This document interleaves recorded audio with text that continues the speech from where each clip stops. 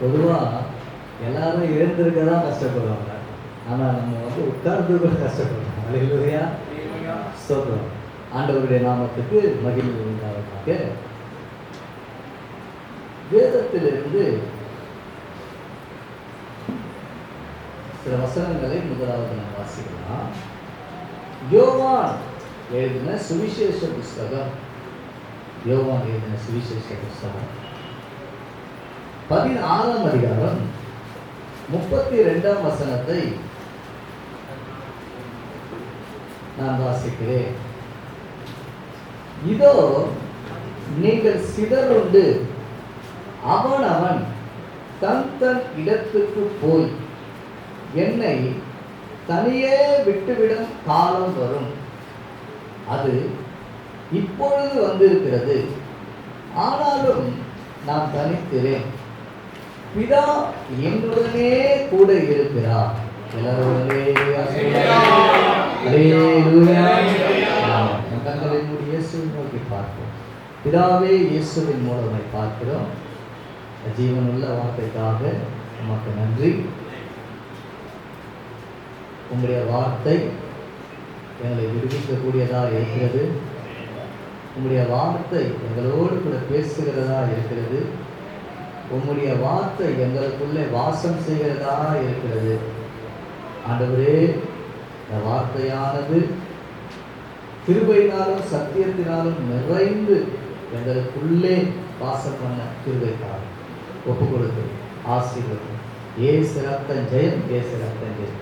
இயேசுவின் மூலம் வேண்டிக் கொள்கிறேன் நல்ல பிதாவே, ஆமென், ஆமென். அல்லேலூயா. கர்த்தருடைய நாமத்துக்கு மகிமை உண்டாவதாக.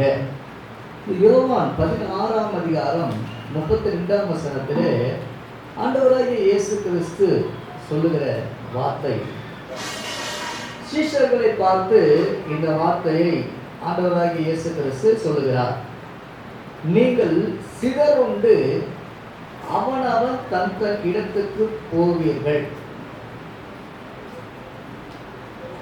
இப்போது நீங்கள் எப்படி இருக்கிறீங்க என்று பார்த்தா என்னோடு கூட ஒருமித்து காணப்படுகிறீர்கள்.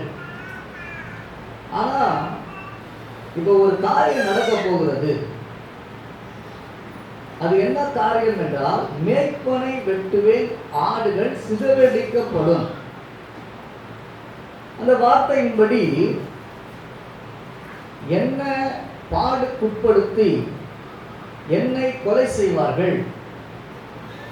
நீங்க எல்லாரும் என்ன ஆவீங்கன்னா சிதறப்படுவீர்கள். சிதறப்பட்டு அவனவன் இடத்துக்கு நீங்கள் சென்று விடுவீர்கள் என்று ஆண்டவராகிய இயேசு கிறிஸ்து அவருடைய பாடு மரணத்துக்கு முன்பாகவே இதனை சீஷர்களுக்கு வெளிப்படுத்துகிறார். ஆனாலும் சில சமயங்களிலே நம்ம பார்க்கும்போது சீஷர்கள் சொல்லுவார், விசேஷமா பேதுரு சொல்லும்போது சொல்லுவார், யார் நம்ம விட்டு போனாரா ஆண்டவரே, நான் போகவே மாட்டேன் அப்படின்னு சொல்லுவார். ஆனா என்ன நடக்கும் நீங்க பார்த்தீங்க அப்படின்னா, பேதுருவும் இயேசுவை மறுதலிக்கக்கூடிய காரியங்கள் நடந்தது. அல்லேலூயா. சீஷர்கள் ஒவ்வொருவரும் பார்க்கும் பொழுது எல்லாரும் இயேசுவை விட்டு சிதறப்பட்டார்கள், ஓடி போனார்கள். கர்த்தருடைய நாமத்துக்கு மகிமை உண்டாவதாக. இந்த வசனத்தின் அடிப்படையில் ஆதாரத்தில் நாம இன்னைக்கு செய்தியை நாம தியானிக்க போகிறோம். அல்லேலூயா. என்னன்னா இயேசுவின் தனிமைகள். அல்லேலூயா. இதனால் இந்த செய்தியினுடைய தலைப்பு என்னன்னா இயேசுவினுடைய தனிமைகள். இயேசு சந்தித்த தனிமையான பாதைகளை இன்றைக்கு நாம செய்தியாக நாம தியானிக்க போகிறோம். நம்முடைய வாழ்க்கையில நாம எப்பொழுதும் இணைந்து பிணைந்து ஐக்கியப்பட்டு நம்ம கூட்டாக செயல்படுவோம் என்று நம்ம ஒருபோதும் நம்ம நினைக்கவே கூடாது. நம்முடைய வாழ்க்கையில தனிமைகளை ஆண்டவர் ஏற்படுத்தக்கூடியவராக இருக்கிறார். ஒரு குடும்பத்தை குறித்து இயேசு சொல்லும் பொழுது இப்படியா சொல்லுகிறார், மருமகளுக்கு விரோதமாக மாமியார் இருப்பாங்க, பிள்ளைகளுக்கு விரோதமாக பெற்றோர்கள் இருப்பாங்க, சகோதரர்களுக்கு விரோதமாக சகோதரர்கள் காணப்படுவாங்க என்று ஆண்டவர் வேதத்தில் சொல்லி வைத்திருக்கிறார். இதெல்லாம் ஏன் ஆண்டவர் ஏற்படுத்துகிறார், ஏன் அனுமதிக்கிறார் என்று நமக்கு தெரியாது. ஆனா ஆண்டவர் அவரிடத்தில் அன்பு கூறுகிறவர்களுக்கு சகலமும் நன்மைக்கு ஏதுவாய் செய்வார் என்பதை மாத்திரம் நாம் அறிய முடியும். ஆமென். கர்த்தருடைய நாமத்துக்கு மகிமை உண்டாவதாக. நம்ம எல்லாருக்கும் தெரிந்தது போல பாஸ்டர் தாமஸ் ராஜ் அவர்கள் ஆவடி சபையை சேர்ந்தவர்கள், ஏசி ஆவடி சபையை சேர்ந்தவர்கள். அவருடைய சாட்சியை நீங்க கேட்டிருப்பீர்கள் என்றால், அவர் எப்படி ஊழியத்துக்கு வந்தார் என்று பார்க்கும் பொழுது, அவருக்கு ஒரு ஒரு வேலை செய்து கொண்டிருந்தார். திடீரென்று பார்த்தோன்னா அந்த வேலை இல்லாமல் போனது. அவருடைய பிழைப்பில் தான், அந்த வேலையில் தான் அவங்க குடும்பத்தினர் சாப்பாடு சாப்பிட வேண்டிய சூழ்நிலை. ஒரு வேலை இல்லாமல் வீட்டுக்கு போகிறாரு. அவங்க அம்மா கேட்குறாங்க, சாப்பிட்றதுக்கு என்னப்பா செய்யறது சொல்லும் பொழுது அவருக்கு ஒன்றும் புரியல. அப்போ அவங்க சொல்கிறாங்க, எப்படின்னா என்ன பண்ண, சாப்பிட்றதுக்கு ஒரு வழி பண்ணு, இப்போ ஏதாவது காசு கொண்டு வா என்று சொல்லும் பொழுது அவர் சொல்லியிருக்காரு, நான் காசு கொண்டு வரேன், ஆனால் சாப்பாடு நம்ம என்ன பண்ணலாம், சாப்பாடு சாப்பிட்றதுக்கு மாத்திரம் இல்லை, அதில் நம்ம விஷம் கலந்து சாப்பிட்டு என்ன பண்ணலாம், செத்து போயிடலாம் அப்படின்னு இருக்கும் பொழுது அவர் போகிற வழியில் ஒரு ஆலயத்தில் போய் அவர் ஜெபம் செய்திருக்கிறாரு. அப்பொழுது அவருக்கு ஒரு மனத்தில் ஒரு ஏவுதல் இருக்கு, நீ எழுந்து வீட்டுக்கு போ என்று சொல்லி. அதன் பிறகு அவர் வீட்டுக்கு போயிருக்கிறாரு. வீட்டுக்கு போய் பார்த்தோன்னா அவங்க அம்மா கேட்ட காசை காட்டிலும் அதிகமான காசு அவங்களுக்கு அவங்க அப்பா முன்பு செய்த வேலை அதன் நிமித்தம் அவங்களுக்கு கிடைச்சிருக்கு. அவங்க வீட்டில் நல்ல சாப்பாடு அன்னைக்கு செய்திருக்கிறாங்க. அப்போது அருமையான மாஸ்டர் சொன்னாலும், அப்போ ஆரம்பத்தில் நான் வீட்டில் இருந்தேன்னு வச்சிங்களேன், உங்களுக்கு கிடைக்கிறது கொஞ்சம் காசு தான், ஆனால் நான் வெளியில் போனேன்னா உங்களுக்கு நிறைய காசு கிடைக்குன்னு சொல்லி அந்த நாளில் அவர் வீட்டை விட்டு வெளியேறி ஊழியத்திற்கு அவர் தன்னை அர்ப்பணித்ததை பார்க்க முடியும். கர்த்தருடைய நாமத்துக்கு மகிமை உண்டாவதாக. அப்போது சிலருடைய வாழ்க்கையில் ஆண்டவர் சில பகுதிகளை ஆண்டவர் ஏற்படுத்துகிறார். அதை நாம் யாரும் அறிந்து கொள்ளவே முடியாது, அப்படிப்பட்ட சூழ்நிலைகள் காணப்படும். ஆனால் ஆண்டவர் சிலருடைய வாழ்க்கையில் இந்த தனிமை என்பதை ஆண்டவர் ஏற்படுத்தி வைத்திருக்கிறார். கிறிஸ்தவ வாழ்க்கையில் ஒன்று நம்ம நல்லா தெரிந்து கொள்ளணும். ஒன்று, நாமே தனியாக ஆண்டவரோடு இருக்க கற்றுக்கொள்ளணும், இல்லைன்னா ஆண்டவரே நம்மை தனியாக இருக்க கற்றுக் கொடுக்கிறோம். அப்ப நாமவே தனிமையை நாம கற்றுக்கொள்ள வேண்டும். இந்த தனிமை என்று சொல்லும் பொழுது, நீங்க ஏனோக்கினுடைய வாழ்க்கையை பார்க்கும் பொழுது, ஏனோக்கு அவருக்கு மனைவி இருந்தாங்க, பிள்ளைகள் இருந்தாங்க. ஆனா வேதம் சொல்லுகிறது, அவன் தேவனோடு சஞ்சரித்தான். அல்லேலூயா சொல்றாங்க. அவன் தேவனோடு சஞ்சரித்தான். அவன் தேவனோடு சஞ்சரித்துக் கொண்டிருக்கும் போது எடுத்துக்கொள்ளப்பட்டான். அல்லேலூயா சொல்லலாம். அப்ப நமக்கு என்னதான் ஆண்டவர் நமக்கு குடும்பத்தை கொடுத்திருக்கலாம், நமக்கு சபையாரை கூட கொடுத்திருக்கலாம், நமக்கு நல்ல நண்பர்களை ஐக்கியங்களை நமக்கு கொடுத்திருக்கலாம். ஆனா நன்றாக நம்ம தெரிந்து கொள்ள வேண்டும், தேவன் அவர்களோடு கூட மகிழ்ச்சியா இருக்க மாத்திரம் நம்மை ஆண்டவர் தெரிந்து கொண்டார் என்று நம்ம ஒருபோதும் நினைக்கவே கூடாது. அல்லேலூயா. அந்த உறவுகள் எல்லாம் நமக்கு தேவைதான், அந்த அன்புகள் எல்லாம் நமக்கு தேவைதான், அந்த ஐக்கியங்கள் எல்லாம் நமக்கு எல்லாருக்கும் தேவைதான். ஆனாலும் ஆண்டவர் எதிர்பார்க்கிற காரியம் என்னவென்றால், நீங்கள் கர்த்தரோடு இருந்தால் அவர் உங்களோடு இருப்பார். அல்லேலூயா. நம்ம ஆண்டவரோடு நேரத்தை தனிப்பட்ட முறையிலே செலவு செய்ய நம்ம கற்றுக்கொள்ளும் பொழுது நிச்சயமாக இருக்கிற உறவு அப்படியே இருக்கும். அல்லேலூயா. இல்லை என்றால் அந்த உறவே நம்மை தனிமைப்படுத்திவிடும். கர்த்தருடைய நாமத்துக்கு மகிமை உண்டாவதாக. இன்னைக்கும் நம்ம இயேசு கிறிஸ்துவனுடைய அந்த தெய்வத்தினுடைய வாழ்க்கையில பார்க்கும் பொழுது காணப்பட்ட தனிமைகள், இயேசு கிறிஸ்துவை குறித்து நம்ம பார்க்கிறோம். அவரோடு கூட 12 சீஷர்கள் இருந்தாங்க. அவர் எங்க போனாலும் திரளான ஜனங்கள் பின்பற்றி வந்தார்கள். இவ்வளவு காரியங்கள் இருந்தாலும் இயேசு கிறிஸ்து அவருடைய வாழ்க்கையில தனிமைகளை நாம வேதத்துல நம்ம பார்க்க முடியும். என்னென்ன தனிமைகள் ஆண்டவராகிய இயேசு கிறிஸ்துவனுடைய வாழ்க்கையில் இருந்தது என்பதை இன்றைக்கு நாம வசனத்தின் அடிப்படையிலே நாம கற்றுக்கொள்வோம். அல்லேலூயா. ஆண்டவருடைய நாமத்துக்கு மகிமை உண்டாவதாக. முதலாவதாக லூக்கா எழுதின சுவிசேஷ புஸ்தகம் 5ஆம் அதிகாரம் 16ஆம் வசனத்தை ஒருவர் வாசிங்க.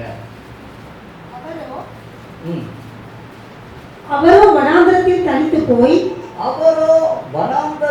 தனித்து போய் ஜெபம் பண்ணி கொண்டிருந்தார். அல்லேலூயா. கர்த்தருடைய நாமத்துக்கு மகிமை உண்டாவதாக. அப்ப முதலாவது ஆண்டவராகிய இயேசு கிறிஸ்து எதற்காக இந்த தனிமையை அவர் தேர்ந்தெடுத்தார் என்றால் ஜெபம் பண்ணுவதற்கு அவர் தனிமையை தேர்ந்தெடுத்தார். அல்லேலூயா சொல்லலாம். ஆமென். வேதத்துல இந்த தனி ஜெபம் என்பதை குறித்து அநேக காரியங்கள் இருக்கு. கூட்டு ஜெபங்களும் இருக்கு, சபை ஜெபங்களும் இருக்கு, குடும்ப ஜெபங்களும் இருக்கிறது, ஐக்கிய ஜெபங்களும் இருக்கிறது. இப்படி அநேக ஜெபங்கள் இருந்தாலும் இயேசு கிறிஸ்துவனுடைய வாழ்க்கையில நாம பார்க்கும் பொழுது இந்த தனி ஜெபம் என்று ஆண்டவர் ஒரு ஜெபத்தை நிர்ணயிக்கிறார். அல்லேலூயா.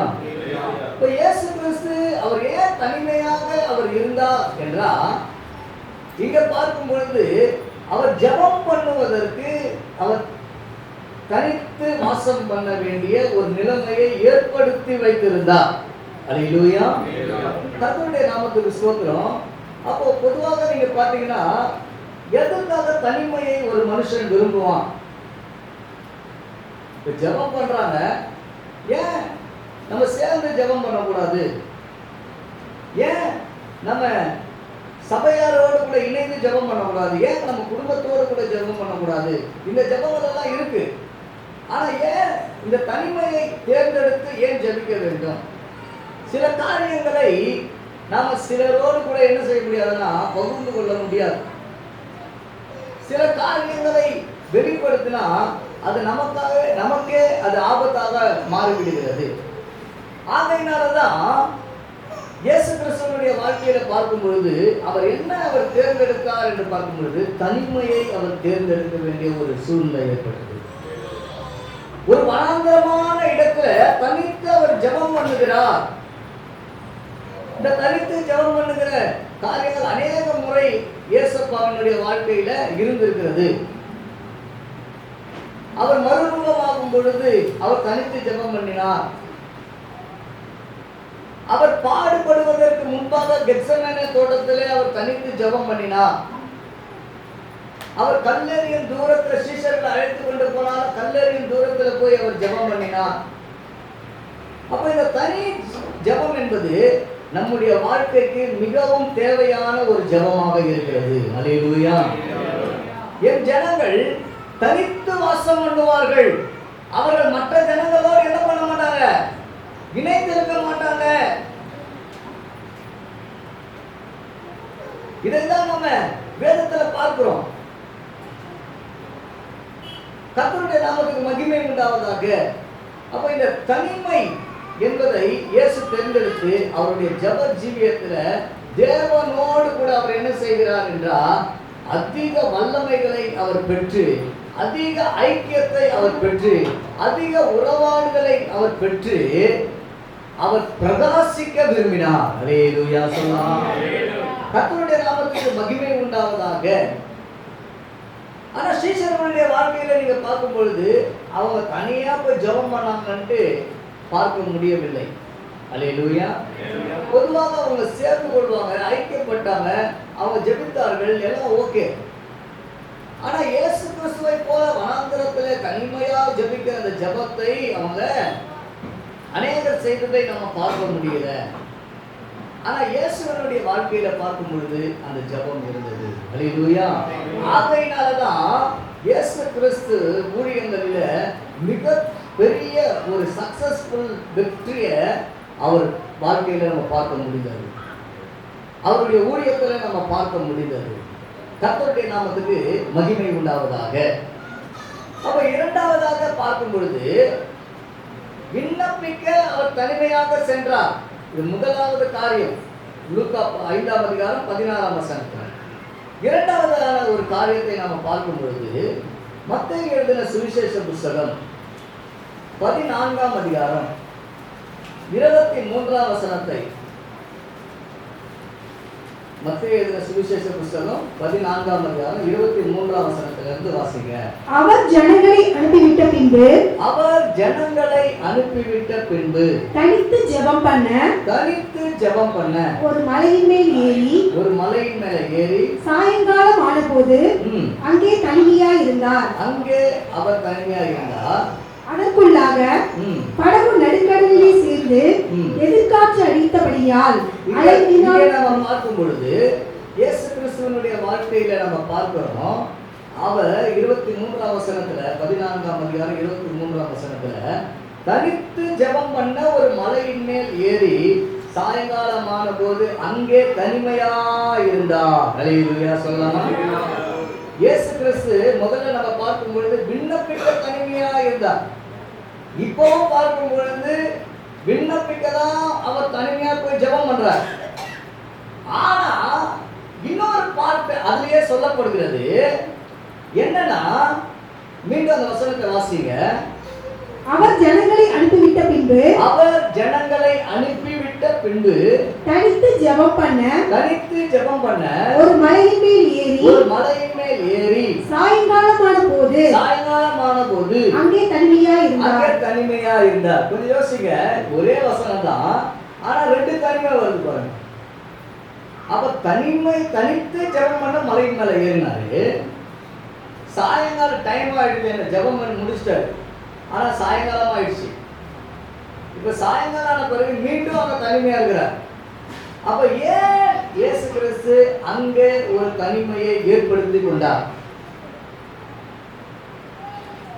அதன் பிறகு நடக்கிற சம்பவத்தை நாம பார்த்தோம் என்றால் நாம விலகிக் கொள்ள முடியும். அங்க என்ன நடக்கிறது என்றால், சீஷர்கள் எல்லாரும் படகுல வந்து கொண்டு இருக்கிறார்கள். நடுக்கடலிலே அவர்கள் இருக்கிறார்கள். அவர்கள் வரும் பொழுது எதிர்காற்று அடிக்கிறது. அந்த படகு அலைகளிலே என்ன செய்யணும், அலைவுபடுகிறது. கொஞ்சம் யோசிச்சு பாருங்க.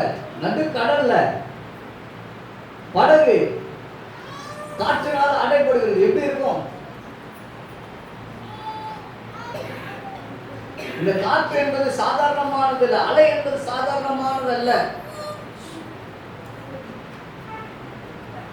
கப்பலை பார்க்கிறோம், உயரமான அளவு அலை வீசக்கூடியதா இருக்கிறது. இங்க அப்படிப்பட்ட ஒரு சூழ்நிலைகள் தான் காணப்படுகிறது. அப்படிப்பட்ட சூழ்நிலையில பொதுவாக இந்த பகுதியை என்ன சொல்லுவாங்க என்றால், நம்முடைய வாழ்க்கை படகுல நாம பிரயாணம் சென்று கொண்டிருக்கிறோம். நம்முடைய வாழ்க்கையில காற்று வீசும், அலைகள் கொந்தளிக்கும். நாம என்ன செய்வோம், அந்த காற்றையும் அந்த தண்ணீரையும் பார்த்து நமக்குள்ள பயம் வந்துவிடும். நம்முடைய வாழ்க்கையில சில பிரச்சனைகள், சில சூழ்நிலைகள் வரும் பொழுது நமக்குள்ள பயம் வந்துடும். நம்ம பயந்து போய் விடுவோம். ஆனா இந்த சம்பவத்துக்குள்ளாக நம்ம வரும் பொழுது, ஏன் இயேசு கிறிஸ்து ஜெபம் பண்ண தனிமையா போனாரு? மீண்டும் ஏன் அவர் தனிமையா இருந்தாரு? கர்த்தருடைய நாமத்துக்கு மகிமை உண்டாவதாக. அவர் ஏன் தனிமையா இருந்தாரு அப்படின்னா, சீஷர்கள் படகுல வரப்போறாங்க, அலை அடிக்க போகுது, தண்ணி கொந்தளிக்க போகுது, அவங்க எல்லாம் பயப்பட போறாங்க. இயேசு கிறிஸ்து அந்த சமயத்துல என்ன செய்ய போறாருன்னு பாத்தீங்கன்னா 25ஆம் வசனத்தை வாசிங்க. இரவில் 4ஆம் ஜாமத்திலே இயேசு கடலின் மேல் நடந்து அவர்களிடத்திற்கு வந்தார். எல்லாரும் காரணங்களை தட்டி நம்ம ஆண்டவரை. அப்ப ஆண்டவர் ஏன் இந்த தனிமையை அவர் ஏற்படுத்தி கொண்டார் என்றால் அவங்களை விளக்க வைக்க. அல்லேலூயா சொல்லாமா? அவங்களை விளக்க வைக்க. இதுவரையில அவங்க என்ன பண்ணல பாத்தீங்கன்னா, இப்படிப்பட்ட ஒரு காட்சி அவங்க பார்க்கவே இல்லை. எத்தனையோ அற்புதங்களை அவர்கள் பார்த்திருக்கலாம், எத்தனையோ அதிசயங்களை அவர்களுடைய வாழ்க்கையில பார்த்திருக்கலாம். ஆனா இப்ப தண்ணி மேல நடக்கிற ஒரு காட்சியை அவங்க வாழ்க்கையில பார்த்ததே கிடையாது. இஸ்ரவேல் ஜனங்களுடைய வாழ்க்கையில பார்க்கும் பொழுது செங்கடல் இரண்டாக பிளந்தது. அது மிகப்பெரிய ஒரு அற்புதம். ஒரு முறை ஒரு ஆராய்ச்சியாளர்கள் இப்படியா சொன்னாங்களாம், இந்த வேத வசனத்தை இஸ்ரவேல் ஜனங்கள் அவங்க செங்கடலை அவங்க கடக்கவே இல்லை. அவங்க போற பகுதியுடைய தண்ணி எப்படி இருந்ததுன்னா முட்டிக்கு கீழே தான் இருந்தது. அதனால அவங்க எளிதாக கடந்து போனாங்க என்று சொல்லி ஒரு நபர் இப்படியாக சொன்னாராம், ஒரு அறிவாளி இப்படியா சொன்னாராம். அப்ப அதை கேட்டுக்கொண்டிருந்த இன்னொரு சகோதரர் சொன்னாரா, அல்லேலூயா அப்படின்னாராம். சொன்னாரா, ஏங்க அல்லேலூயா சொல்றீங்க? இல்லையா, இஸ்ரவேல் ஜனங்கள் முட்டிக்கு தண்ணி இருந்தது, அவங்க நடந்து போயிட்டாங்க அப்படின்னு நீங்க சொல்றீங்க. சரி, ஓகே. ஆனா அந்த முட்டிக்கு கீழே இருக்கிற தண்ணியில எகிப்தினுடைய ரதங்களை அவர் முழுக பண்ணார் பாருங்க. அதனாலதான் நான் அல்லேலூயா சொல்றேன். கர்த்தருடைய நாமத்துக்கு மகிமை உண்டாவதாக. சில பேர் வேதத்தை அப்படியாக அவங்க புரட்டி பேசினாலும் ஆண்டவர் அந்த வேதத்தின் மூலமாக மகிமைப்படுகிறவராக இருக்கிறார். அல்லேலூயா. கர்த்தருடைய நாமத்துக்கு மகிமை உண்டாவதாக. அப்ப இங்க பார்க்கும் பொழுது இயேசு கிறிஸ்து அவர் பார்க்கும் பொழுது தண்ணி மேல நடந்து வருகிறார். அப்போ அவங்க என்ன பண்ணாங்கன்னா இந்த காட்சியை பார்த்து விழுந்து போகணும். அல்லேலூயா சொல்லாமா? விழுந்து போகணும். ஆனா அவங்க சொன்ன வார்த்தை என்னன்னு பாத்தீங்கன்னா, அவங்க சொன்னாங்க ஆவேசம் அப்படின்னு சொன்னாங்க. அல்லேலூயா. ஆவேசம் என்பது என்னன்னா, ஒரு ஆவியை பார்த்தது போல ஏதோ ஒரு ஆவி வருதுப்பா அப்படின்னு நினைச்சுக்கிறாங்க. ஏதோ ஒரு ஆவி ஒண்ணு வருது அப்படின்னு. ஆனா இயேசு கிறிஸ்து என்ன சொல்றாருன்னா, நான் தான், பயப்படாதீங்க என்று சொல்றார். அல்லேலூயா. 27ஆம் வசனத்துல உடனே இயேசு அவர்களோடு பேசி, திடன் கொள்ளுங்கள், நான் தான், பயப்படாதிருங்கள் என்றார். கரங்களை தட்டி நாம். அப்ப இயேசு கிறிஸ்து ஜெபம் பண்ண தனிமையாய் போனா, அவர் ஜெபம் முடித்த பிறகு அவர் தனிமையா இருந்தார். அதுக்கு காரணம் என்னன்னா, விளக்க வைக்க வேண்டும். அல்லேலூயா சொல்லாமா? விளக்க வைக்க வேண்டும். அப்போ நம்முடைய வாழ்க்கையிலும் சரி, ஒரு விளக்கு உண்டாகணும். நம்ம போகிற இடங்களில் ஒரு விளக்கு உண்டாகணும். உதாரணமா சொல்றேன், நாம ஒரு திருமணத்துக்கு போறோம்னு வைத்துக் கொள்ளுங்களேன். நாம நினைச்சிட்டு போக கூடாது, இன்னைக்கு என்ன சிக்கனா மட்டனா அப்படின்னு நம்ம நினைச்சிட்டு போக கூடாது. இன்னைக்கு ஒரு குடி பிடிச்சிருந்தப்பா அப்படி இல்லை. நாம இன்னைக்கு அங்க போறோம், அந்த இடத்துல ஒரு அசைவு உண்டாகும். அல்லேலூயா சொல்லலாம். அந்த இடத்துல ஆண்டவர் ஒரு கிரியை செய்யணும். அல்லேலூயா. ரட்சிக்கப்படாத வருவான், அவன் கிட்ட கை கொடுப்போம், அவன் தோல் மேல கை போடுவோம். அப்போ அந்த இடத்துல ஒரு மாற்றம் உண்டாகணும். அந்த இடத்துல நம்ம ஒரு தேவனுடைய பிள்ளை என்பது விளங்க பண்ண வேண்டும் என்று சொன்ன ஒரு உணர்வு நமக்குள்ள காணப்படணும். அல்லேலூயா சொல்லலாம். அல்லேலூயா. கர்த்தருடைய நாமத்துக்கு மகிமை உண்டாவதாக. ஆண்டவருடைய நாமம் மகிமைப்படுவதாக. அப்ப இயேசு கிறிஸ்து எதற்காக தனிமையா இருந்தானா, விளக்க வைக்க தனிமையா இருந்தார். அல்லேலூயா. முதலாவது சொன்ன இயேசு கிறிஸ்து எதுக்காக தனிமையா இருந்தாரு? விண்ணப்பம் பண்ண தனிமையா இருந்தார். இரண்டாவதாக இயேசு கிறிஸ்து எதுக்காக தனிமையா இருந்தார்னா, விளக்க வைக்க தனிமையா இருந்தார். மூன்றாவதாக நாம் பார்க்கும் பொழுது லூக்கா எழுதின சுவிசேஷ புஸ்தகம் 2ஆம் அதிகாரம் 41ஆம் வசனத்தை வாசிங்க. லூக்கா எழுதின சுவிசேஷ புஸ்தகம். அவருடைய தாய் தகப்பன்மார் வருஷம் தோறும் பஸ்கா பண்டிகையில் எருசலேமுக்கு போவார்கள். அவருக்கு 12 வயதான போது அவர்கள் அந்த பண்டிகை முறைமையின்படி எருசலேமுக்கு போய் பண்டிகை நாட்கள் முடிந்து திரும்பி வருகிற போது பிள்ளையாகிய இயேசு எருசலேமிலே இருந்து விட்டார். இது அவருடைய தாயாருக்கும் யோசேப்புக்கும் தெரியாதிருந்தது. அவர் பிரயாணக்காரரின் கூட்டத்திலே இருப்பார் என்று அவர்கள் நினைத்து ஒரு நாள் பிரயாணம் வந்து உறவின் முறையாரிடத்திலும் அறிமுகமானவர்களிடத்திலும் அவரை தேடினார்கள். காணாததினாலே அவரை தேடிக்கொண்டே எருசலேமுக்கு திரும்பி போனார்கள். அல்லேலூயா சொல்லலாம். அல்லேலூயா. இங்கே நாம் பார்க்கும்போது விழாவில் தனிமையானார். அல்லேலூயா சொல்லலாமா? விழா இங்க பார்க்கும்போது பண்டிகை என்பது ஃபெஸ்டிவல் தான் நம்ம என்ன பண்றோம்? விழா என்று நம்ம கொண்டாடுவோம். அப்போ விழாவில இயேசு என்ன ஆனார்னா தனிமையாக ஆனார். இப்போ இயேசு கிறிஸ்துவுக்கு ஏஜ் என்ன பார்த்தீங்கன்னா 12 வயசு. இந்த 12 வயசுல அவங்க பெற்றோர்கள் என்ன பண்றாங்க பார்த்தீங்கன்னா அவர் அழைத்து கொண்டு போறாங்க. நாம போகிறது போல இல்லை. இந்த பண்டிகைக்கு எப்படி போவாங்கன்னு பார்த்தீங்கன்னா இன்னைக்கு நீங்க இஸ்ரவேல் இந்த காசா இந்த போர் நடந்தது. இந்த போர் வந்து இப்போ ஸ்டாப் பண்ணாங்க. ஸ்டாப் பண்ணும் பொழுது அந்த ஜனங்கள்லாம் வந்தாங்க பாருங்க. உண்மையாக அது ஆச்சரியமாக இருக்குது. அவங்களை பார்க்கும்போது ஆச்சரியமாக இருக்குது.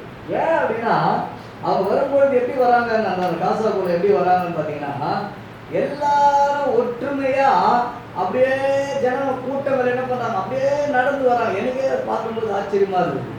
ஏன்னா நம்ம யாருன்னா ஃபங்க்ஷன் வர சொன்னால் என்ன பண்ணுவோம்? டைம் பார்த்து வருவோம் இல்லையா? ஒவ்வொரு டைம் வரும். 6:30 மணிக்கு ஃபங்க்ஷன் அப்படின்னா நம்ம என்ன பண்ணுவோம்? 7 மணிக்கு வருவோம், 8 மணிக்கு வரும், 9 மணி வரும், 10 மணி வரும். அது போல் ஒவ்வொருத்தருக்கு ஏற்றாற் போல சூழ்நிலை கேட்டது போல நம்ம வருவோம். ஆனால் இங்கே பார்க்கும் பொழுது அவங்க எப்படி வராங்கன்னா அப்படியே எல்லாரும் கேதராகி எல்லாரும் அப்படியே நடந்து வராங்க. நீட்டாக அப்படியே வரிசையாக அவங்க என்ன பண்ணுறாங்க வந்து கொண்டே இருக்கிறாங்க. அவங்க ஊருக்கு படை எடுத்து கொண்டு வராங்க. அப்போ இந்த பண்டிகைக்கு போகிறவர்கள் எப்படி போவாங்கன்னா அப்படி தான் போவாங்க. அதனால தான் இயேசுவினுடைய தாயாரை என்ன பண்ணுறாங்க? அவர் வருவார்ப்பா, இந்த கூட்டத்தில் தான் வருவார். ஆனால் ஒரு நாள் ஆயிடுச்சு. அவங்க பார்க்குறாங்க, காணவே காணோம். என்னப்பா போனார்? எல்லார்கிட்டே கேட்குறாங்க, எங்கே பார்த்தீங்களா, புள்ளிய பார்த்தீங்களா, காணாமே எங்கங்க அப்படின்னா நாங்கள் பார்க்கலையே. அப்போ நல்லா கவனிங்க. பெற்றோரை மாத்திரமல்ல, உறவினர்களை மாத்திரமல்ல, நண்பர்களை மாத்திரமல்ல. எத்தனை 12 வயசு பசங்க எப்படி இருப்பாங்க? நல்லா ஃப்ரெண்ட்ஸுங்க இருப்பாங்க. அவங்கள மாத்திரம் இல்லை, அவங்க கூட எல்லாம் இயேசு இல்லை. அப்படியே இவங்க என்ன பண்ணாங்க? ரிட்டர்ன் வராங்க எருசலேமுக்கு. எருசலேம்ல வந்து பார்த்தாதான் தெரியுது இவர் என்ன பண்றாருன்னா, வாசிங்க 46ஆம் வசனம். 3 நாளைக்கு பின்பு அவர் தேவாலயத்தில் போதகர் நடுவில் உட்கார்ந்திருக்கவும் அவர்கள் பேசுகிறதை கேட்கவும் அவர்களை வினாவும் கண்டார்கள். ஆமென். எல்லாரும் அல்லேலூயா சொல்லுங்க. ஆமா, நல்லா கவனிங்க. ஒரு நாள் பிரயாணத்துல அவங்க அப்பா அம்மா எல்லாருக்கிட்டே கேட்கறாங்க, விசாரிக்கிறாங்க. அவங்க கூடயே இல்லை, அவங்க உறவினர்கள் கூடவும் இல்லை. அதன் பிறகு பார்ப்போம் என்றால் 3 நாள் ஆயிடுது. 3 நாள் கழிச்சு இவரை பிடிக்கிறாங்க. இவர் எங்க இருக்கிறாருன்னு பார்த்தீங்கன்னா தேவாலயத்தில் போதகர் நடுவில் உட்கார்ந்து இருந்தார். அல்லேலூயா. அவர்கள் பேசுகிறதை கேட்கவும் அவர்களை வினாவும் கண்டார். அல்லேலூயா. எவ்வளவு ஒரு ஆச்சரியமா இல்லைங்க? அப்ப இயேசு கிறிஸ்து எதுக்காக தனிமையா இருந்தார்? விழாவில் தனிமையானார். அல்லேலூயா சொல்லலாம். அவர் முதலாவது எங்க தனிமையானார்? விண்ணப்பிக்க தனிமையானார். இரண்டாவது அவர் எங்க தனிமையானார்? விளக்க வைக்க தனிமையானார். மூன்றாவதாக அவர் எங்க தனிமையானார்னா விழாவிலே அவர் தனிமை ஆகிறார். இந்த தனிமை எதற்காக அப்படின்னா 48ஆம் வசனத்தை வாசிங்க. தாய் தகப்பன்மாரும் அவரை கண்டு ஆச்சரியப்பட்டார்கள். அப்பொழுது அவருடைய தாயார் அவரை நோக்கி, மகனே, ஏன் எங்களுக்கு இப்படி செய்தாய்? ஏன்பா ஏன்பா எங்களுக்கு இப்படி செய்யுற, எங்களை அலைய விட்டியப்பா, இதோ 3 நாளா உன்னை தேடி இருக்கோம். வாசிங்க. இதோ உன் தகப்பனும் நானும் விசாரத்தோடு உன்னை தேடினோமே என்றார். எங்களுக்கு ரொம்ப கஷ்டமாயிடுச்சுப்பா நீ இல்லாம போனது. அதற்கு அவர், நீங்கள் ஏன் என்னை தேடினீர்கள்? இவர் என்ன சொல்றாரு பாருங்க, அம்மா சாரிமா தான் சொல்லியிருக்கணும் இல்லையா, 3 நாளா உன்னை அலைய வச்சேம்மா, சாரிமா அப்படி சொல்லிருக்கணும். இவரு என்ன சொல்றாரு பாருங்க, நீங்க ஏன் என்ன தேடினீங்க? வாசிங்க. என் பிதாவுக்கு அடுத்தவைகளில் நான் இருக்க வேண்டியது என்று அறியீர்களா என்றார். நீங்க ஏன் என்ன தேடினீங்க? என் பிதாவுக்கு அடுத்தவைகளிலே நான் இருக்க வேண்டியது என்று நீங்கள் அறியீர்களா? அல்லேலூயா சொல்லலாமா? 12 வயசுங்க, 12 வயசு. 12 வயசு நமக்குள்ள போய் ஜெபம் பண்ணா எப்படி இருக்கும்? தனியா முழங்கால் கட்டி ஜெபம் பண்ணா எப்படி இருக்கும்? எவ்வளவு சந்தோஷமா இருந்தாங்க. இவங்க அப்படி சந்தோஷப்பட்டு இருந்தாலும் பரவாயில்ல, ஒரு பக்கத்துல சந்தோஷப்பட்டுக்கலாம். ஆனா இன்னொரு பக்கத்துல அவங்க சொல்றாங்க, என்னப்பா எங்களை இந்த மாதிரி கஷ்டப்பட வச்சியப்பா சொல்லுங்க. அவர் சொல்ற, நீங்க ஏன்ப்பா கஷ்டப்படுறீங்க? உங்களுக்கு என்ன இருக்கு? நான் எங்க இருக்கணும்? என் பிதாவுக்கு அடுத்தவைகளில் தான் நான் இருக்கணும். அல்லேலூயா சொல்லலாம். அல்லேலூயா. இன்னைக்கு பாருங்க, ஒரு ஐயாவுக்கு நான் அவரை சந்திச்சு அடிக்கடிக்கு நான் சுவிசேஷம் சொல்றேன். அவர் ஒரு டெய்லர். ரோட்டோரமாக போகும்போது அவர் துணி தைச்சிக்கிட்டு அப்படியே புலம்பின்னு அழுதுன்னே இருப்பார். அப்போ நான் அதை பார்த்து என்ன பண்ணேன், அவர்கிட்ட பேச ஆரம்பித்தேன். அவருக்கு சுவிசேஷம் சொல்லுவேன். அவரை போய் அடிக்கடிக்கு சந்திப்பேன். அவர்கிட்ட சொல்லுவேன், ஐயா சர்ச்சுக்கு வரலாமா அப்படின்னா, சர்ச்சுக்கு வர்றதை குறித்து ரொம்ப யோசிப்பார். வயசு என்னன்னு பார்த்தீங்கன்னா 70. சொல்லுவார், பயங்கரமான ஆள் அவர், பயங்கரமான, அவருடைய ஹிஸ்ட்ரி பயங்கரமாக இருக்குது கேட்கும்போது.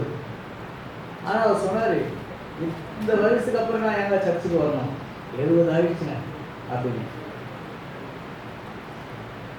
நான் சொன்னேன், இந்த வயசுல ஆண்டவர் உங்களை தேடி வந்துருக்காருங்க அப்படின்னு. இந்த வயசுல ஆண்டவர் உங்களை தேடி வந்துருக்காரு, நீங்க வாங்க, உங்க வாழ்க்கையை ஒப்பு கொடுங்க அப்படி சொன்னேன். கர்த்தருடைய நாமத்துக்கு மகிமை உண்டாவதாக. பாருங்க, அவங்க ஆடாத ஆட்டம் கிடையாது, ஓடாத ஓட்டம் கிடையாது, எல்லாம் ஆண்டு அனுபவிச்சிட்டாங்க. ஆனாலும் இந்த வயசுல கூட என்ன செய்ய மாட்டாங்க, நம்ம செய்த பாவத்துக்கெல்லாம் ஒரு புண்ணியம் தேடிக்கலாம், மோட்சத்துக்கு ஒரு வழியை சொல்றாங்களே, பரலோகத்துக்கு ஒரு வழியை சொல்றாங்க, அவங்க போலாம் அப்படின்னு அவங்க விரும்பல. அவங்க மனசுல என்ன இருக்குதுன்னு பாத்தீங்கன்னா, நான் உண்மையா சொல்றேன், நீங்க சிரிக்கிறீங்களா என்னமோ எனக்கு தெரியாது. அவர் என்கிட்ட சொல்றது என்னன்னா, 70 வயசு ஆயிடுச்சு, யாரும் ஒரு 40 வயசு 45 வயசுல யாரும் ஒரு லேடி இருந்தா சொல்லுப்பா, என்னை பார்த்துக்கிறதுக்காகவும் என்னுடைய கடையை பார்த்துக்கிறதுக்காகவும் ஒரு லேடி வேணும். கர்த்தருக்கு ஸ்தோத்திரம். அப்போ அவங்களுடைய உள்ள என்ன நாடுகிறது, நான் ஒரு நிறைய வாட்டி பேசுனேன், அதில் அதிகமாக பேசுகிற டாபிக் இந்த ஒரு டாபிக். இத்தனைக்கு அவரு கேட்கும்பொழுது 14 வப்பாட்டி இருந்திருக்குது, 4 பொண்டாட்டி இருந்திருக்குது, இவ்வளவோ இருந்து 70 வயசு ஆயிடுச்சு. 70 வயசு ஆகி இப்போ என்ன சொல்றேன், ஒரு 40-45 வயசுல இருந்தால் போதும். என் கூட அவங்க இருந்தாங்கன்னா, இப்போ கேஸ் நம்முடைய வீடு கேஸ் நடந்துன்னு இருக்கு, அதில் பெரிய தொகை அவங்களுக்கு கிடைக்கும் அப்படின்னு சொல்லி அவருடைய உள்ள எதை தேடுகிறதுன்னு பார்த்தீங்கன்னா, ஒரு பொண்ணை தான் தேடுது. அல்லேலூயா. கர்த்தருடைய நாமத்துக்கு மகிமை உண்டாதா. ஆனா இயேசு கிறிஸ்துவை பார்க்கும் பொழுது 12 வயசுங்க, சின்ன பிள்ளை. ஆனா இயேசு கிறிஸ்து எதை தேடுறாரு பார்த்தா, என் பிதாவுக்கு அடுத்தவைகளிலே நான் இருக்க வேண்டும். அல்லேலூயா. விழாவில இயேசு ஏன் தனிமையானாரு, எதுக்காக? அங்க எங்கன்னு ஓட்டுறதுக்கு இல்லைங்க, வேடிக்கை பார்க்கறது கிடையாது. நாம கூட விழாவுக்கு போனோம்னா என்ன பார்ப்போம், சில கன்வென்ஷன்லாம் நடக்கும், போய் பாருங்க, அப்படியே சுற்றி இருப்பாங்க. கடையில் என்ன வைக்கிறாங்க, இங்க என்ன வைக்கிறாங்க, அங்க என்ன வைக்கிறாங்க, அவனும் பாருங்க பேச்சு மேல வச்சுன்னு இருப்பான். ஃபங்க்ஷன்ல சாப்பாடு போட்டெல்லாம் கட்டி வச்சிருப்பாங்க, இந்த சாப்பாடு சாப்பிடலாமா, அது பண்ணலாமா, இது பண்ணலாமா, இப்படியே சுற்றிட்டு இருப்பாங்க. ஆனா இயேசு சொல்றாரு, போதகர் நடுவுல அவர் உட்கார்ந்து எல்லாருக்கும் கேட்டுக்கொண்டு வினாவிக் கொண்டு இருக்கிறார். அல்லேலூயா சொல்லலாம். அதுதாங்க ஊழியத்தினுடைய தரிசனம், ஊழியத்தினுடைய அழைப்பு. விளையும் பயிரே முளையிலே தெரியும். அல்லேலூயா சொல்லலாம். விளையும் பயிர் முளையிலே தெரியும். ரட்சிக்கப்பட்ட பிறகு அவங்களுடைய ஆக்டிவேஷன் எப்படி இருக்கு, அவங்களுடைய கிரியைகள் எப்படி இருக்கு, அதை பார்த்தா தெரியும் இவன் வருங்காலத்தில் ஒரு ஊழியக்காரனா வருவான். அல்லேலூயா சொல்லலாம். அந்த கிரியை தாங்க. அப்ப இயேசு கிறிஸ்துவனுடைய வாழ்க்கையில நம்ம பார்க்கும்போது பிதாவுக்கு அடுத்தது இல்லை. சில பேர் பாருங்க தாரா போட்டுருவாங்க. தாரானா என்னது, உட்காந்தாங்கன்னா போதும், அவ்வளவுதான். 4 மணி நேரம் 5 மணி நேரம் பேசுவாங்க பாருங்க. கர்த்தருக்கு ஸ்தோத்திரம். அது ஒரு ஆவிக்குரிய வாழ்க்கைக்கு ஒரு அடையாளம் இல்லை. பல மணி நேரம் நம்ம தனியா கூட இருந்தலாங்க. நம்ம ஜபம் பண்ணல, ஓகே. பைபிள் படிக்க முடியல, ஓகே. நம்ம தனியா உட்காருவோங்க, தனியா சிந்திப்போங்க. அந்த தனிமையில இருக்கிறது தான் ஒரு பெரிய ஆசீர்வாதம். தனிமையில் இருக்க பெரிய ஆசீர்வாதம். அப்போ 4வதாக ஒரே ஒரு காரியத்தை சொல்லி நான் முடிக்கிறேன். நேரம் அதிகமாக கடந்து சென்று கொண்டிருக்கிறது. 4வதாக யோவான் எழுதின சுவிசேஷ புஸ்தகம் 6ஆம் அதிகாரம். யோவான் எழுதின சுவிசேஷ புஸ்தகம் 6ஆம் அதிகாரம் 15ஆம் வசனத்தை வாசிங்க. 14-15. இயேசு செய்த அற்புதத்தை அந்த மனுஷர் கண்டு, மெய்யாகவே இவர் உலகத்தில் வருகிறவர்களான தீர்க்கதரிசி என்றார்கள். ஆதலால் அவர்கள் வந்து நம்மை ராஜாவாக்கும்படி பிடித்துக் கொண்டு போக மனதாக இருந்தார்கள் என்று இயேசு அறிந்து மறுபடியும் விலகி தனியே மலையின் மேல் ஏறினார். அல்லேலூயா சொல்லலாம்.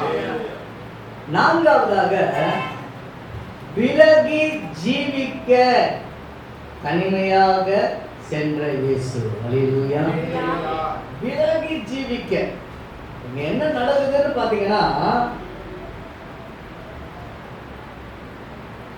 இயேசு கிறிஸ்து ஒரு அற்புதத்தை செய்யறார். 5000 புருஷர்கள் 200 பேர் சாப்பிடுறாங்க. ஒரு சின்ன பையன் கையில இருந்த 5 வார்கோதுமை கோதுமை 2 மீன், இதை வச்சு 5000 புருஷர்கள் சாப்பிடும்படி ஆண்டவர் ஒரு அற்புதத்தை செய்யறாரு. இந்த அற்புதத்தை எல்லாம் சில பேர் என்ன பண்றாங்க, பார்க்கிறாங்க. பார்த்துட்டு என்ன சொல்றாங்கன்னா, இவர் மெய்யான தீர்க்கதரிசிப்பா. ஒரு பெரிய பாராட்டு வருது. பாராட்டு வந்த உடனே நம்ம உள்ள எப்படி ஆகிடும், அப்படியே இருக்கிற உறுதியில இருந்து சாஞ்சிடும். ஆனா இயேசு கிறிஸ்து கேட்கிறாரு, பெரிய அற்புதம் செய்தாருப்பா, பெரிய தீர்க்கதரிசிப்பா சொல்லிட்டு இவங்க எதுக்காக சொல்றாங்கன்னு ஆண்டவர் என்ன பண்றாரு, ஆவியில பகுத்தறிகிறார். எப்படி பகுத்தறிகிறார்? 15ஆம் வசனத்துல பார்க்கிறோம், தம்மை ராஜாவாக்கும்படி பிடித்து கொண்டு போக மனதாக இருக்கிறார் என்று இயேசு அறிந்து. அல்லேலூயா சொல்லலாமா? இயேசப்பா கண்டுபிடிச்சாரு, இவங்க எதுக்காக நம்மளை பத்தி புகழ்ந்து பேசுறாங்க அப்படின்னா, நம்மளை ராஜாவா மாத்துறதுக்காக ஆசைப்படுறாங்கப்பா. இவங்க கண்டிப்பா நின்னாருன்னா ஜெயிச்சிருவார். வெற்றி தான், அவருக்கு தான் வெற்றி. தோல்வி என்றதே கிடையாது. சில பேர் பாருங்க, அரசியல்ல வருவாங்க, விலகிடுவாங்க, நைஸா விலகிடுவாங்க. ஏன் அப்படின்னா தெரிஞ்சிடும் அவங்களுக்கு, நம்ம இதுக்கப்புறம் ஜெயிக்கிற மாதிரிலாம் இல்லப்பா, கண்டிப்பா நம்ம ஜெயிக்கவே முடியாது, அவங்களுக்கு தெரிஞ்சிடும். ஆனா இங்க பார்த்தோன்னா கன்ஃபார்ம்டு, அவர் வெற்றி பெறுவதற்கு 100% வாய்ப்புகள். ஏன்னா அப்படிப்பட்ட காரியம் ஜனங்க எல்லாமே நாளுக்கு நாள் பின்பற்றி போய்கொண்டே இருக்கிறாங்க. இப்படிப்பட்ட சூழ்நிலையில என்ன நடக்குதுன்னு நீங்க பாத்தீங்கன்னா, அதை இயேசு கிறிஸ்து அறிகிறார். அல்லேலூயா. நம்மள பாருங்க சிஸ்டர், எங்க குழுக்கு நீங்க தலைவியா இருங்க சிஸ்டர் அப்படின்னா போதும். அப்படியா, நானா இதோ வந்துடுறேன் பிரதர், எங்க குழுக்கு நீங்க ஒரு தலைவரா இருங்களேன், இதோ நான் ரெடிங்க. இன்னைக்கு தலைவராகிறதுக்கு நிறைய பேர் விரும்புறாங்க, தலைவியாகிறதுக்கு நிறைய பேர் விரும்புறாங்க. ஆனா ஒருத்தருக்கு தொண்டனாகிறதுக்கு யாருன்னா விரும்புறாங்களா பாருங்க. என்னங்க பணிவிடை செய்யணுங்க விரும்புறாங்களா பாருங்க. நான் கீழே இருக்கிறேங்க, கீழே இருந்து கற்றுக்கொள்ள விரும்புறேங்க அப்படின்னா யாரா விரும்புறாங்களா பாருங்க. கர்த்தருடைய நாமத்துக்கு மகிமை உண்டாவதாக. பாஸ்டர்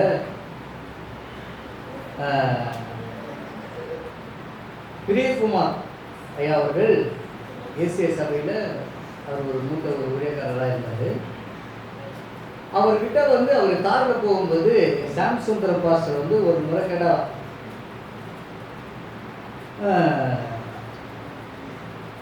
இது போல் நான் ஏசிய நம்ம சபையில் பைபிள் ஸ்கூல் ஓப்பன் பண்ணலான்னு இருக்கிறேன் அப்படின்னு சொன்னார். அப்போது பெரியகுமார் பாஸ்டர் சொன்னாராம், பாஸ்டர் ரொம்ப நல்ல விஷயம் பாஸ்டர், நான் கூட சேர்ந்து கற்றுக்கிறேன் அப்படின்னா. உடனே பாஸ்டர் தட்டினாரா சொல்லலை, மேம் என்ன ஒரு டீச்சராக போடலான்னு இருக்கேன் மேம் அப்படின்னாரு. அல்லேலூயா. அப்போ கவனிச்சு பாருங்க, இந்த பாஸ்டருடைய பார்வை இவர் மேலே எப்படி இருக்குதுன்னா, இவர் கற்றுக் கொடுக்கிற அளவு இருக்கிறாரு. அதனால இவர்கிட்ட ஷேர் பண்றாரு, ஒரு பைபிள் ஸ்கூல் ஓபன் பண்ணலான்னு இருக்கிறேன் அப்படின்னு. ஆனா இவருடைய மனப்பாங்க எப்படி இருக்குன்னு பாருங்க, நான் அதுல சேர்ந்து கத்துக்கணும்னு விரும்புறேன். அல்லேலூயா, அல்லேலூயா. அப்போ தலைவனாகிறதுக்கு நம்ம என்ன பண்ணுவோம், பிரயாசப்படுவோம். நான் ஒரு பெரிய ஒரு பாஸ்டர் ஆகினங்க, நான் ஒரு தீர்க்கதரிசி ஆகினோம், நான் மேல உட்காரணுங்க. ஆனா அதுக்கு முன்னாடி நான் செய்ய வேண்டியதெல்லாம் என்ன, நான் தாழ்மைப்பட வேண்டும், நான் ஒரு பணிவிடைக்காரனா இருக்க வேண்டும் என்கின்ற மனப்பாங்கு இந்த நாளில் குறைபட்டு போயிடுச்சு. கர்த்தருடைய நாமத்துக்கு மகிமை உண்டாவதாக. ஆனா இயேசு கிறிஸ்து பார்க்கிறாரு, ராஜாவாக போறாங்கன்னு தெரிஞ்ச உடனே அவர் என்ன பண்றாரு, அவங்க கிட்ட இருந்து நைஸா விலகுறாரு. அல்லேலூயா சொல்லாமா? அந்த வசனம் படிங்க, மீண்டும் படிங்க. ஆதலால் அவர்கள் தம்மை ராஜாவாக்கும்படி பிடித்துக் கொண்டு போக மனதாயிருக்கிறார்கள் என்று இயேசு அறிந்து மறுபடியும் விலகி தனியே மலையின் மேல் ஏறினார். மறுபடியும் விலகி, அல்லேலூயா சொல்லாமா? மறுபடியும் விலகி தனியே மலையின் மேல ஏறினார். உண்மையா சொல்றாங்க, தனிமையை இயேசு எப்படிலாம் விரும்புது. நம்ம எப்பொழுதும் நமக்கு என்ன தெரியுங்களா, யாருன்னா ஒருத்தர் கூட கிடைக்க மாட்டாங்களா? யாருன்னா ஒருத்தர் நமக்கு ஒரு கடைக்கு போனா கூட நம்ம என்ன யோசிக்கிறோம், இவங்களை கூட்டு போலாமே அப்படிதான் நம்ம யோசிப்போம். தனியா போகிறத குறித்து நம்ம யோசிக்கவே மாட்டோம் பாருங்க. தனிமையா இருந்தாலே நம்ம உள்ளத்துல என்ன தோணும்னா, ரொம்ப போர் அடிக்குது. உண்மையா சொல்ற, தனிமையா இருந்து எனக்கு போர் அடிக்குதுன்னு சொல்ற மனுஷங்க வாழ்க்கையில நிறைய தவறுகள் இருக்கு, நிறைய தவறுகள். நான் தனிமையா இருந்து எனக்கு போர் அடிக்குதுங்க அப்படின்னு ஒரு ஆவிக்குரியவன் சொல்லுவாங்க என்றால், ஒரு கிறிஸ்தவர்கள் சொல்லுவார்கள் என்றால், அவங்க வாழ்க்கையில நிறைய சரியில்லாத காரியங்கள் நிறைய இருக்கு. நம்மளுக்கு என்ன தனிமை, எனக்கு பிதா இருக்கிறாங்க, என் கையில ஒரு பைபிளை கொடுத்துருக்கிறாரு, எனக்குன்னு ஜெபிக்கிறதுக்காக அவருடைய சமூகத்தை உணர்வதற்காக ஆண்டவர் கிருபை தராரு, எனக்கு என்னங்க தனிமை, அவர் என்னோடு கூட இருக்கிறாரு, அவர் எப்போது எனக்கு முன்பாக வைத்து நோக்கி கொண்டு இருக்கிறேன், எனக்கு என்ன தனிமை, எனக்கு என்ன போரு. பாடணும், நீர் என்னோடு இருக்கும்போது எல்லாரும் வெற்றி வெற்றியே, தோல்வி எனக்கில்லையே, நான் தோற்று போவதில்லையே. சொல்லணும், தோல்வி எனக்கில்லையே, நான் தோற்று போவதில்லையே. அல்லேலூயா, அல்லேலூயா, அல்லேலூயா, அல்லேலூயா. ஆமென், அல்லேலூயா. கர்த்தருடைய நாமத்துக்கு மகிமை உண்டாவதாக. இயேசு கிறிஸ்து எதற்காக தன்னை விலகி ஜீவிக்க? அல்லேலூயா. முதலாவது இயேசு கிறிஸ்து எதுக்கு தனிமையானது? விண்ணப்பிக்க. அல்லேலூயா சொல்லாமா? ரெண்டாவது இயேசு கிறிஸ்து எதுக்காக தனிமையானாரு? வியக்க வைக்க. அல்லேலூயா சொல்லலாமா? ஆமா. மூன்றாவது இயேசு கிறிஸ்து எதுக்கு தனிமையானாரு? விழாவில பங்கு கொள்ள. அல்லேலூயா. நாலாவது எதுக்காக இயேசு கிறிஸ்து தனிமையானாரு? விலகி ஜீவிக்க. அல்லேலூயா சொல்லலாமா? விலகி ஜீவிக்க. நாம ஆண்டவரே, நான் கூட எனக்கு உறவுகள்லாம் இருக்கிறாங்கப்பா, என் கான்டாக்ட் லிஸ்ட்ல பாத்தீங்கன்னா 500 பேர் 1000 பேர் இருக்கிறாங்க. எனக்கு அநேக வாட்ஸ்அப் குரூப் இருக்கு. என் ஆபீஸ்ல ஆட்கள் இருக்கிறாங்க, நிறைய பேர் இருக்கலாம். ஆனா கொஞ்சம் யோசிச்சு பாருங்க, நான் தனிமையாக ஆண்டவரோடு கூட எவ்வளவு நேரங்கள் செலவு பண்ண முடியும்? நீங்க தனிமையாக எவ்வளவு நேரம் ஆண்டவரோடு நேரத்தை செலவு செய்கிறீர்களோ அவ்வளவும் நீங்க ஆவிக்குரிய வாழ்க்கையில வளர்ந்து கொண்டிருக்கிறீர்கள் என்று அர்த்தம். அல்லேலூயா சொல்லுங்க. நான் ஊழியர் பாதையில வரும்பொழுது சில நண்பர்கள் எனக்கு இருந்தாங்க. நான் ஒரு பெரிய சபையில இருந்தேன். அந்த நண்பர்கள் பார்த்தா சின்ன சின்ன சபையில இருந்தாங்க, இந்த மாதிரி தான் சிறு சிறு சபைகள்ல இருந்தாங்க. ஆனா அந்த நண்பர்களுடைய காரியங்கள் என்னன்னு பார்த்தீங்கன்னா, எப்போ லீவ் விட்டாலும் சரி அவங்களுடைய பிளான் என்னன்னா, ஃபாஸ்டிங் ப்ரே பண்ணலாமா, ஒரு 5 மணி நேரம் ஜெபம் பண்ணலாமா, ஊழியத்துக்கு எங்கன்னா போலாமா, இதே சிந்தனையில் அவங்க நானே பார்த்து ஆச்சரியப்படுவேன். இப்படி இருக்கிறாங்க. கர்த்தருடைய நாமத்துக்கு ஸ்தோத்திரம். தனித்து என் ஜனங்கள் என்ன பண்ண, தனித்து வாசம் பண்ணுவார்கள். அல்லேலூயா. அவங்க மற்ற ஜனங்களோடு என்ன பண்ண மாட்டாங்க, கலந்து இருக்க மாட்டாங்க. மற்ற ஜனங்களோடு மிங்கலா இருக்கிறது இல்லை, மற்ற ஜனங்களை போல செய்கிறது இல்லை, தனித்து வாசம் பண்ணுவார்கள். அல்லேலூயா. அவருடைய முகத்தை பார்த்து கொண்டு இருப்பாங்க. நம்ம எல்லா உறவுகளும் தேவைதான் ஐயா, அம்மா. ஆனா நம்ம நன்றாக தெரிஞ்சுக்கணும், எல்லா உறவுகளை பார்க்கிறோம், ஆண்டவரோடு இருக்கிற உறவு எனக்கு அவசியம். ஆண்டவரோடு கூட இருக்கிற உறவு அவசியம். சிலுவையில ஆண்டவராக இயேசு கிறிஸ்து தொங்குறார். எவ்வளவோ காயம், வேதனை, வார்த்தையினால கொள்றாங்க. அத்தியாவசியமான தேவை கூட கிடைக்கல, தண்ணி கூட இல்லை. அவ்வளவு ஒரு பயங்கரமான சூழ்நிலை. வெயில் அடிக்குது, மலைப்பகுதி, மேல இருந்து அடிக்கிற வெயில், கீழே இருந்து அடிக்கிற வெயில், உஷ்ணம் தாங்க முடியாது. அதன் மத்தியில ரத்தம், காயம் அவ்வளவா இருக்குது. அவர் யார் பார்க்கறாருன்னா பிதாவை பார்க்கறாரு. சொல்றாங்க. ஏன்னா வேற யாரும் எனக்கு ஹெல்ப் பண்ண முடியாது, பக்கத்துல இருக்கிறவங்க ஹெல்ப் பண்ண முடியாது, கீழே இருக்கிறவங்க ஹெல்ப் பண்ண முடியாது, யாரும் எனக்கு உதவி செய்ய முடியாது. அவர் பிதாவை பார்க்கிறார். அல்லேலூயா சொல்லலாம். ஒரு எல்லா தனிமையான சூழ்நிலையிலும், கைவிடப்பட்ட நிலைமைகளிலும் யாரை நோக்கி பாருங்க, அவரை நோக்கி பாருங்க. அல்லேலூயா. அவரை நோக்கி பார்த்த முகம் பிரகாசம் அடைந்தது, வெட்கப்பட்டு போகாது இருந்தது. அல்லேலூயா. யோசேப்பு தனிமையாக்கப்பட்டாருங்க. அவர் தனிமையை விரும்பல, சகோதரனை தேடி ஓடினாரு.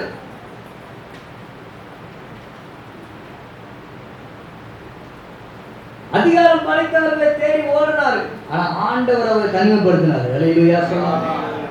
அதனாலதான் அவர் சொன்னாரு, நீங்கள் அல்ல தேவனே என்ன என்ன பண்ணாரு, என்னை இந்த இடத்துக்கு வர பண்ணி. அல்லேலூயா. தனிமை. சில வேளையில நாம இந்த டிசிஷனை எடுக்கலன்னா ஆண்டவர் இந்த டிசிஷனை எடுப்பார். நாம எடுக்கும்போது அது சந்தோஷத்தை உண்டாக்கும். அவரே அதை உண்டு பண்ணும் பொழுது அது நமக்கு மிகப்பெரிய வழியாக இருக்கும். அவருக்கு தேவை நீங்க அவரோடு கூட தனிமையில் வாசம் பண்ணணும், அவரோடு கூட நீங்க தனிமையில் இருக்கணும் என்பது நம்ம ஆண்டவரிடத்துல நம்ம ஒப்பு கொடுப்போம். ஆண்டவர் நம்மை ஆசீர்வதிப்பாராக. ஹல்லேலூயா. ஓ ஜீசஸ் ஜீசஸ் ஜீசஸ்.